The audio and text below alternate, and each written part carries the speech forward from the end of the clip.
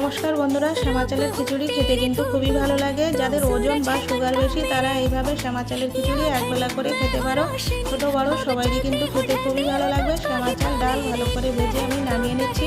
তেল গরম হয়ে গেলে কেটে রাখা সবজিগুলো এর মধ্যে দিয়ে ভালো করে ভেজে নিতে হবে। এবার পরিমাণ মতো লবণ হলুদ দিয়ে ভালো করে ভেজে নেব। ধুয়ে রাখা ডালটা এর মধ্যে দিয়ে একটু নাড়াচাড়া করে পরিমাণ মতো জল দিয়ে দিতে হবে। ঢাকা দিয়ে দেবো। ফুটে উঠলে চেরা কাঁচা লঙ্কা আর মটরশুঁটি দিয়ে দিচ্ছি।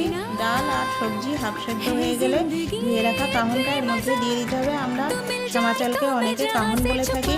এবার ফোড়নে দিয়ে দেবো গোটা জিরে, গরম মশলা, তেজপাতা, শুকনো লঙ্কা, টমেটো, আদা, জিরের গুঁড়ো, সামান্য একটু মিষ্টি দিয়ে মশলাটা ভালো করে কষিয়ে নিয়ে খিচুড়ির মধ্যে দিয়ে দিতে হবে। এবার সবশেষে ধনে পাতা আর ঘি ছড়িয়ে নামিয়ে নিলেই রেডি হয়ে যাবে শ্যামা চালের খিচুড়ি।